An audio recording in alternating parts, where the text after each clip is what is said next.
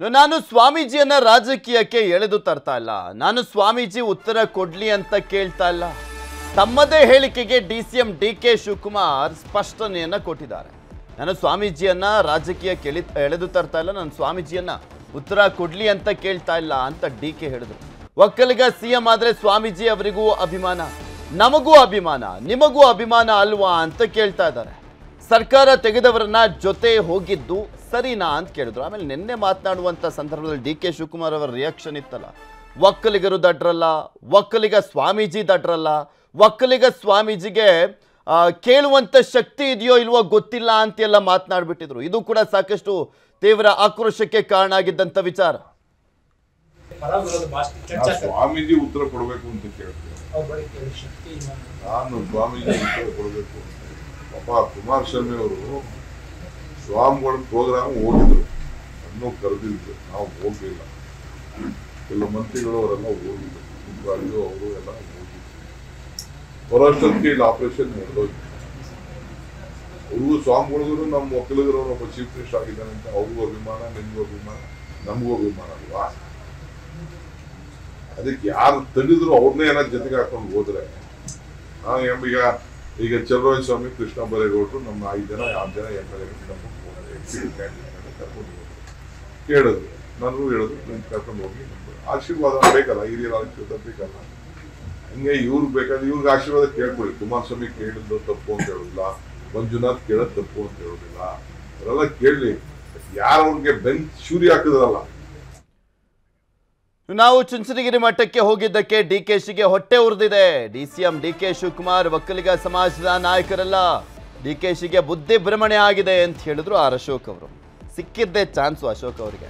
DK Shivakumar ಅವರು ನಿನ್ನೆ reaction ಕೊಟ್ಟಾದ ಮೇಲೆ ಸೊ ಹೆಂಗೆಲ್ಲ ಸಾಧ್ಯನೋ ಹಂಗೆಲ್ಲ ಡಿಕೆ ಶಿವಕುಮಾರ್ ಅವರ ವಿರುದ್ಧ ಮಾತನಾಡ್ತಾ ಇದ್ದಾರೆ. ಕಾಂಗ್ರೆಸ್ ಒಕ್ಕಲಿಗರನ್ನ ಯಾವ ಸ್ಥಾನದಲ್ಲಿಟ್ಟಿದೆ ಗೊತ್ತಿದೆ. ಜಾತಿ ಗಣತಿ ವರದಿ ಮೂಲಕ ಒಕ್ಕಲಿಗ ಸಮಾಜ ಕಡೆಗಣನೆ ಮಾಡಲಾಗ್ತಾ ಇದೆ ಅಂತ ಕೋಲಾರದಲ್ಲಿ ವಿರೋಧ ಪಕ್ಷ ನಾಯಕ ಅಶೋಕ್ ಅವರ ಹೇಳಿಕೆ ಇದೆ. ನಾನಲ್ಲ, ಡಿಕೆ ಕುಮಾರ್ ಏನು ಒಕ್ಕಲಿಗ ಲೀಡರ್ ಏನಲ್ಲ, ಒಕ್ಕಲಿಗ ಲೀಡರ್ ಏನಲ್ಲ. ಅವರು ಜಾತಿ ಗಣತಿ ಹೆಸರಲ್ಲಿ ಒಕ್ಕಲಿಗರನ್ನ ಯಾವ ಸ್ಥಾನಕ್ಕೆ ನಿಲ್ಲಿಸಿದ್ದಾರೆ ಅಂತ ಇಡೀ ರಾಜ್ಯದ ಒಕ್ಕಲಿಗರಿಗೆ ಗೊತ್ತಿದೆ. ಕಾಂತರಾಜ್ ವರದಿಯಲ್ಲಿ ಒಕ್ಕಲಿಗರಿಗೆ ಎಷ್ಟು ಅನ್ಯಾಯ ಆಗಿದೆ ಅಂತ ಸ್ವತಃ ಸ್ವಾಮೀಜಿಯವರು ಹೇಳಿದ್ದಾರೆ. ಒಕ್ಕಲಿಗ ಮುಖಂಡರೆಲ್ಲ ಪ್ರೆಸ್ ಮೀಟ್ ಮಾಡಿ ಹೇಳಿದ್ದಾರೆ. ಯಾರು ಮಾಡಿಸಿರೋದು ಇದನ್ನ? ಸಿದ್ದರಾಮಯ್ಯನವರು ಮಾಡಿಸಿರೋದು, ಕಾಂಗ್ರೆಸ್ ಸರ್ಕಾರ ಮಾಡಿಸಿರೋದು. ಮತ್ತೆ ವೋಟ್ ಹೆಂಗೆ ಕೇಳ್ತೀರಾ ನೀವು? ಒಕ್ಕಲಿಗ ಸಮುದಾಯದವ್ರು ಹೇಳ್ತಾ ಇದ್ದಾರೆ, ನಾನಲ್ಲ, ಒಕ್ಕಲಿಗ ಸಮುದಾಯದವ್ರು ಹೇಳ್ತಾ ಇದ್ದಾರೆ. ನಮ್ಗೆ ಇಷ್ಟು ಅನ್ಯಾಯ ಮಾಡಿದಿರ ವರದಿಯಲ್ಲಿ, ನೀವ್ ಹೆಂಗ್ ನಮ್ಮನ್ನು ಮತ ಕೇಳ್ತೀರಿ ಅಂತ ಒಕ್ಕಲಿಗ ಸರ್ಕಾರವನ್ನ ಬೀಳಿಸಿದ್ದು ಬಿಜೆಪಿ ಎಂಬ ಡಿಸಿಎಂ ಡಿಕೆ ಶಿವಕುಮಾರ್ ಅವರ ಹೇಳಿಕೆಯನ್ನ ಬಿಎಸ್ವೈ ಖಂಡಿಸಿದ್ದಾರೆ. ಡಿಕೆ ಶಿವಕುಮಾರ್ ಆ ಮಾತು ಬಿಟ್ಟು ಬೇರೆ ಏನು ಹೇಳಲಿಕ್ಕೆ ಸಾಧ್ಯ? ಅವರಿಗೆ ಅದೇನು ಪರಿಣಾಮ ಬೀರೋದಿಲ್ಲ. ಒಕ್ಕಲಿಗ ಸಮಾಜ ಸೇರಿದಂತೆ ಎಲ್ಲರೂ ಕೂಡ ಒಗ್ಗಟ್ಟಾಗಿದ್ದಾರೆ ಅಂತ ಹೇಳಿದ್ರು. ಅದಕ್ಕೆ ಅವರು ಬಿಜೆಪಿ ಕರ್ಕೊಂಡು ಬಟ್ ಅದೇ ಬಿಜೆಪಿ ಕೇಳ್ಬೇಕಾಯ್ತಲ್ಲ, ಬಿಜೆಪಿ ಸ್ವಾಮಿಗಳು ಕೇಳ್ಬೇಕಲ್ಲ, ನಮ್ಮ ಚೀಫ್ ಮಿನಿಸ್ಟರ್ ನೀವು ಇಳಿಸ್ಬಿಟ್ರಲ್ಲ ಅಂತ. ಬಹುಶಃ ಅದು ಕೇಳೋಷ್ಟು ಶಕ್ತಿ ಸ್ವಾಮಿಗಳು ಇದೆಯೋ ಅನ್ನೋ ನಾನು ಗೊತ್ತಿಲ್ಲ.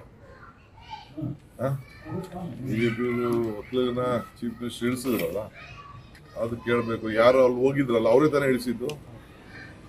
ಯಾರು ಸತ್ಯನ ಮುಚ್ಚಕ್ಕಾಗಲ್ವಲ್ಲ.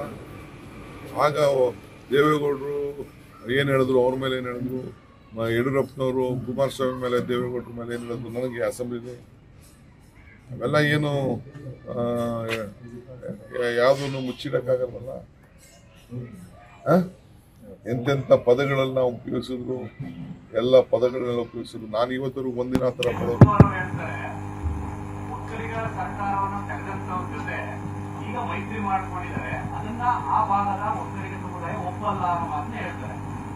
ಯಾರು ಹೇಳ್ತಾರೆ? ಡಿಕೆ ಶಿವಕುಮಾರ್ ಅವರು. ಅವ್ರ ಮಾತು ಅದು ಬಿಟ್ಟು ಇನ್ನೇನು ಹೇಳಕ್ ಸಾಧ್ಯ ಇದೆ? ಈ ರೀತಿ ಹೇಳಿಕೆಯನ್ನು ಕೊಡೋದ್ರಿಂದ ಶಿವಕುಮಾರ್ ಏನು ಸಾಧನೆ ಮಾಡಿದಂತ ಆಗೋದಿಲ್ಲ.